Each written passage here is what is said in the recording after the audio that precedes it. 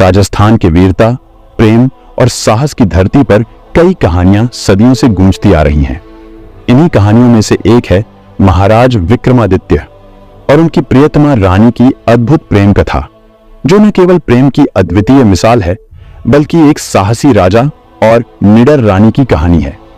इस कहानी को लोग आज भी याद करते हैं और यह कथा राजस्थान की वीरांगनाओं और शूरवीरों के बीच प्रेरणा का स्रोत बनी हुई है।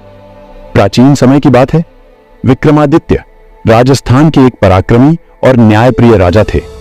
उनके राज्य में सुख शांति और समृद्धि थी। वे जितने पराक्रमी थे उतने ही प्रजावत्सल और न्यायप्रिय भी। उनकी वीरता और कुशल शासन के चर्चे दूर दूर तक फैले हुए थे। परंतु विक्रमादित्य के जीवन में एक अधूरापन था। उन्हें एक ऐसी साथी की तलाश थी जो उनके साहस और आदर्शों का सम्मान कर सके और उनके जीवन को संपूर्ण बना सके। एक दिन राजा के पास खबर आई कि पड़ोसी राज्य की राजकुमारी अवंतिका, जो न केवल रूपवान थी बल्कि युद्ध कला और राजनीति में भी निपुण थी, का स्वयंवर होने वाला है। अवंतिका अपनी सुंदरता और साहस के लिए प्रसिद्ध थी। वह केवल किसी वीर, न्यायप्रिय और निडर राजा से विवाह करना चाहती थी।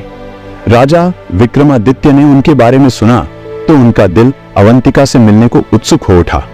उन्होंने निर्णय लिया कि वह स्वयंवर में भाग लेंगे और यदि भाग्य ने चाहा तो वह अवंतिका को अपनी रानी बनाएंगे। विक्रमादित्य ने राजकीय पोशाक धारण की और अपने प्रिय घोड़े पर सवार होकर अवंतिका के राज्य की ओर निकल पड़े। जब वे वहां पहुंचे तो स्वयंवर की भव्यता देखकर दंग रह गए। कई राज्यों के राजा और योद्धा वहां पधारे थे। स्वयंवर की घोषणा हुई और राजकुमारी अवंतिका सभा में आई। उनकी सुंदरता ऐसी थी कि सभी राजा उनकी ओर खींचे चले जा रहे थे, परंतु अवंतिका का ध्यान सबसे अलग खड़े विक्रमादित्य पर गया, जिनकी आंखों में आत्मविश्वास और साहस की चमक थी। अवंतिका ने राजा विक्रमादित्य की वीरता के बारे में सुना था। उसने एक चुनौती प्रस्तुत की जिसमें कहा कि जो भी योद्धा उस विशाल धनुष को उठा सकेगा और मृगशिरा वन में जाकर 3 राक्षसों का वध करेगा, उसी से वह विवाह करेगी। यह सुनते ही सभा में सन्नाटा छा गया।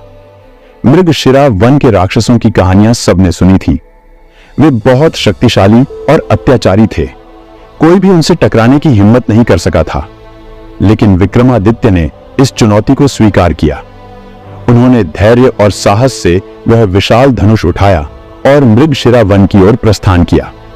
वहां पहुंचने पर उन्हें 3 राक्षसों का सामना करना पड़ा। तीनों राक्षस अत्यधिक बलशाली थे और उन्हें देखकर हंसी ठिठोली करने लगे। विक्रमादित्य ने साहसपूर्वक उन राक्षसों से युद्ध किया। उन्होंने अपनी तलवार और कुशल युद्ध कौशल से उन तीनों राक्षसों का वध कर दिया और अवंतिका के राज्य में विजय के प्रतीक के रूप में लौटे। अवंतिका ने देखा कि विक्रमादित्य ने उसकी चुनौती को पूरा किया और बिना किसी घमंड के वह सभा में वापस लौटे। अवंतिका ने उनका आदर किया और उनके साहस और न्यायप्रियता से प्रभावित होकर उन्हें अपने जीवन साथी के रूप में चुन लिया। दोनों का विवाह धूमधाम से संपन्न हुआ और विक्रमादित्य अवंतिका को अपने राज्य लेकर आए। राज्य में सबने रानी अवंतिका का स्वागत किया। रानी ने भी राज्य के सभी कार्यों में रुचि ली। उन्होंने राज्य की प्रजा की भलाई के लिए कई योजनाएं बनाई और अपने पति विक्रमादित्य के साथ राज्य के उत्थान में सहयोग दिया। धीरे धीरे विक्रमादित्य और अवंतिका का प्रेम गहरा होता गया। दोनों ने राज्य में सुख और समृद्धि का वातावरण बनाए रखा। लेकिन उनके जीवन में सुख का यह समय बहुत लंबा नहीं रहा। एक दिन राज्य में एक अजनबी साधु आया और उसने राजा विक्रमादित्य को शाप दे दिया कि वह जल्दी ही अपने राज्य और परिवार से दूर हो जाएंगे। यह सुनकर विक्रमादित्य को गहरा दुख हुआ, लेकिन उन्होंने उस शाप को सहजता से स्वीकार कर लिया।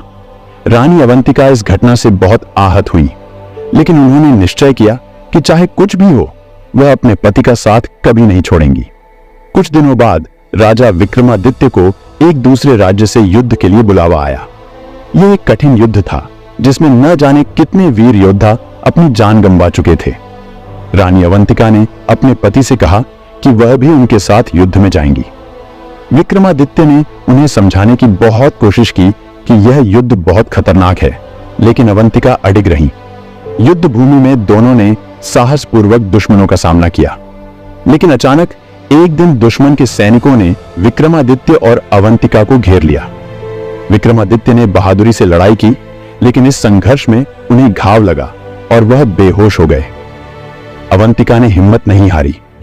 उन्होंने अपनी पूरी शक्ति के साथ दुश्मनों का मुकाबला किया और उन्हें भगाकर विक्रमादित्य को सुरक्षित स्थान पर ले गईं। रानी अवंतिका ने विक्रमादित्य की देखभाल की और धीरे धीरे उनकी हालत सुधरने लगी। युद्ध जीतने के बाद विक्रमादित्य और अवंतिका अपने राज्य लौटे। राज्य में उनका भव्य स्वागत किया गया और दोनों ने मिलकर राज्य में शांति और समृद्धि का वातावरण बनाए रखा। इस घटना के बाद विक्रमादित्य और अवंतिका का प्रेम और गहरा हो गया। दोनों ने मिलकर राज्य में ऐसे परिवर्तन किए जिससे उनके राज्य में हमेशा सुख और समृद्धि बनी रही। उनकी यह प्रेम कहानी आज भी राजस्थान में वीरता और प्रेम की अद्वितीय मिसाल के रूप में गाई जाती है।